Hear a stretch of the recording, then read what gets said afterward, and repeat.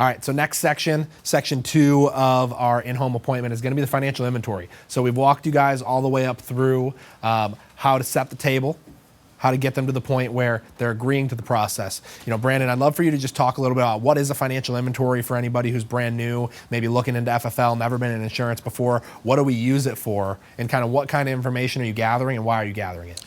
So the financial inventory is really it's going to give you the blueprint of what the client's situation is and what they can actually qualify for to help give us the ability to make a sound recommendation, you know, for what's actually going to fill their need at this time. So what I love the most about the financial inventory sheet is most of us, we use a one-pager. It's nothing, you know, super long. It's a one-pager, and you're just going to get the pertinent information, you know, that we need to figure out exactly, you know, what's going to work best for the client. The biggest thing that I love about the financial inventory is the question that allows you to uncover the money, and so for maybe a little bit more for some of the new agents, but definitely, you know, when you want to really get into looking at things like annuities and things, the better you do at filling out your financial inventory, it's going to help you get to those type of products and uncover the money just by asking the golden question, which for me is, you know, what do you have that acts as life insurance, you know, that could be transferred to your loved ones in the event of your death, such as 401k, IRA, stocks, and bonds, and things like that. And that's where you would get the answer from your client. If they have a 401k or something, they're going to tell you at that moment, you know, maybe they just retired, you know, and they still have their money, you know, in a 401k. And just recently, this last week, I've closed 2 annuities just by asking that golden question. Because once they told me they had 401ks and they're retired, their money is still there, my next question was just, how much money have we lost in the last 2 to 3 months? And everyone has lost money, some form of money, you know, if their money has been in the stock market for the last 2-3 months. And then a nice follow-up question, because typically, you know, they'll tell you, and then the next question is, how much can we afford to lose? How much can we afford to continue losing? And the number one answer on that always is 0. Especially if they're retired, they need that money to last them a lifetime now. And one of the reasons why they still have it sitting in the 401k is because they're scared to start using it, because they understand that if they start using it, they're going to spend it all, you know, typically before they die. So I love, you know, the inventory sheet, you know, that's one of my biggest reasons, you know, is getting to uncover the money, and now being able to show them a product that can help protect money that they already have, you know, to also protect the family on a different level at this time. Yeah, Brendan, in a real simple aspect, let's say you're sitting down with a single guy or with a husband and wife, how do you use the monthly income to help provide, you know, just to show them what type of solution that they might be looking for? I mean, that's huge when it comes to the monthly income, because I want to know, especially if we have a husband and a wife, so I want to know, you know, what each person is bringing to the table, and I just kind of keep it real simple. I'll ask the question, you know, I'm like, most households are kind of set up like my household, and I like to, you know, humanize myself with them at that time. Most households are set up like my household. It's me and my wife. It really takes both of our incomes to make the household work for our family. You know, if something happens to her, it would be very tight on me, you know, left alone with the kids, and vice versa. If something happens to me, it would be ultra tight on her, because I do make a little more than her. So what is the dynamic, you know, for your family? And now going through that information, the income is going to allow me, because I'm going to get the income, and then we're going to break down the budget. Okay, we're going to spend some time to break down the budget so I can actually paint the picture for them, because a lot of people, what I've realized, a lot of people don't know their budget. A lot of people are just out here just willy-nilly in it, you know, getting from month to month. They don't really know exactly what's coming in, what's going out. They just know they have enough, but sometimes they don't have enough. You know, so now we go through the budget, and then that's going to really open their eyes to what their situation really is. And now when we got a husband that's, you know, bringing in $4,200 a month, the wife is bringing in $2,100 a month, and then we go through the bills, and the bills are at $3,600 a month. Now we can ask that question to the wife, you know, what are you doing, God forbid, if he didn't wake up, yesterday, this morning, and I got here today. What are we doing with $3,600 worth of bills and $2,100 coming in a month? So she can answer that question. So it really allows you the opportunity to put their situation in front of them and then make them talk about it so we can address it at this time. That's good. I mean, you have to paint the picture. There's two sides to every single sale. There's going to be the logical side, and there's the emotional side. And you can use the financial inventory to bring out both. You pretty much can't get a sale if you don't have logic and emotion. If you just have logic and you don't have emotion, you're going to struggle and you're probably going to get to think about it. And if you just have emotion, you don't have logic, same exact thing. So, by breaking down the income, logically, it makes sense that we need this. But then Brandon takes it one step further. What's going to happen if he doesn't wake up yesterday? And now she's feeling that. And he's looking at her. And, Sean taught me this, and this is powerful. You got to be a little bit bold to try this. But let's say I'm sitting with Dean and Darlene, and I go, Darlene, what are you going to do if Dean doesn't wake up yesterday? And Dean starts to answer for Darlene. I go, hey, Dean, hold on one sec. Like, no disrespect, but you're dead. I need Darlene to answer because she's not going to have you to answer this question. It's a gut punch. It is a gut punch. Hey, with all due respect, in this example, you're dead. I just need to hear what she has to say, and then you can chime in about what you think she should do, because that's really important, but I need to hear what she has to say. So emotion, logic. Financial inventory is going to help us draw it out on a piece of paper. With the financial inventory, you're the doctor and they're the patient. We're using the financial inventory to figure out their income. We're using the financial inventory to figure out their health. If I go into the doctor's office, what do? They ask me, what are my symptoms? And then after I have the symptoms, I now can give a prognosis. Prognosis, here's what's wrong with you. And then I can prescribe a solution. Okay, and the next section is going to be all about prescribing that solution. But I'm using the financial inventory to paint a picture of what happens when you die. Here's what happens. And you could see why a solution like this would be valuable, right? That's a really, really simple way to get a trial close out of this. So, hey, you see that there's going to be that income loss of, there's going to be $3,600 in bills, but only $2,100 in income if Dean passes away. You guys see why something like this for income replacement would be valuable, right? Yes. I haven't said, hey, you guys see why this $100,000 life insurance is valuable at $77 a month? I haven't said any of that. It's just you see why the concept of why we're here makes sense. You see the problem, and you guys see that how we need a solution? Yes. Trial close. Now I can kind of keep moving. Our job is to paint the picture and get them to agree to whatever that possible solution is before we give the solution. So Dean, for you, I'd love if you could talk about how you use the financial inventory, what's most important for you, what you're trying to uncover. So to me, this little piece of paper is literally the foundation to finding out the solution. You can't second guess the appointment. I actually have this memorized. I can write it on the back of the lead sheet, but I still choose to fill it out every single time because when you start pulling this out and you're filling it out, it's already part of the process. They see it. It's part of the application process. Because when you set the tone like Jamie did in the beginning, they already know what the process is. Now I just have to uncover what we're dealing with here. So, Jamie, my job's real simple. I just want to kind of go through some options here. Just so I can make the proper financial recommendation, I need to evaluate all financial losses when you die. What do you currently bring to the table every single month when you take home as income? $4,000 a month. $4,000. What does your spouse bring in? 1,000. Okay, so 5,000 income. You guys have a mortgage of 2,000 here.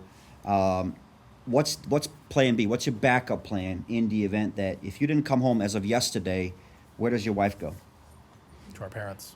To your parents. What does that look like for your kids' parents? Do they have to sleep on the floor, share a bedroom? What does that situation look like? Not ideal. Not ideal. Not what ideal. about your kids? Your kids in school. What does the school district look like? Would you like for your kids to maintain the same lifestyle school, or is it like it is what it is? Yeah, it can't look like that. It can't look like that. It can't look like that. Perfect. So the only reason I'm asking this, Jamie, is because a lot of families are put in that situation every single day that we wake up. Some don't make it. We need to avoid that. So I just want to kind of evaluate, like, out of that 5,000, we know 2,000 goes to the mortgage. What do you guys put away on it for a rainy day fund every single month for savings? Man, we're pretty check to check, but I mean we're trying to put away like 300 a month. Gotcha. Do you guys go out like once a week, date night, spend some money here and there? Of course, man. Of course. Like we're definitely trying to have fun. Absolutely. What does it usually look like on average per week? Oh man, we like to go out to eat. Like to so go out to eat? I mean, we probably spend like $400 a month on groceries, but like another $400 on eat now. Okay, perfect. So the only reason I'm asking is because you have to understand the priority here, Jamie. If you don't do what's necessary, your wife is gone out of this house. You have literally $75,000 of equity today. In about a year, you'll probably have double that because the way the market's booming with the housing. I mean, this is your sweat equity that you invested in. Yeah. We want to make sure we protect it at every single cost. So I'm digging into this because I need to find out what they're going to face. You have to become their financial advisor, not just an insurance agent. You literally have to break what does it look like from the dollar that goes into the dollar that gets spent every single month, because otherwise you're just second guessing, and then they don't trust you. And before you know, like, I need to think about it because you didn't lay the foundation. So this is your foundation. You have to lead it. Spending time on medical, understanding the underwriting. Most of the websites have underwriting charts. That's the first thing I look at. Even though I've been experienced, I've been here for 4 years, I still look at the underwriting charts. I need to base it off, and then from there you kind of work around with their budget and see what they qualify for. Yeah, a couple major keys that I would throw in there on the medical side, because we've talked a lot about the financial side. There's these knockout questions. So in the beginning, I really struggled to figure out why things weren't getting approved. And, I'm asking, hey, what kind of medications do you take? And they're trying to spell it for me. And I'm like, okay, this is hard. And I call, Grady, and I'm like, hey, they're taking XYZ medication. He's like, that medication doesn't exist. Like, that person doesn't know what they're taking. Have them go grab the bottles. He'd be on the phone with me. Mary, can you go grab the bottles, please? And she goes and grabs the bottles, puts them in front of me. And at that point, I write them all down on a piece of paper. What do? I jump on Google, and I just put in parentheses next to it. This one's for heartburn. This one's for high blood pressure. This one's for diabetes. This one's for urinary, because old people, sometimes they can't hold their pee, and you're gonna see a lot of people taking urinary medication. This one's for prostate. This one's for XYZ. Okay, and I'm just putting that down. And then when I call Grady or use the underwriting genie, it's less of, hey, they're taking atorvastatin, trying to say it out loud. Metropolol, I can't even not butcher it because I've said it so many times now. I'm trying to butcher it. But now you can say, hey, they're taking 3 medications for diabetes and 1 for high blood pressure.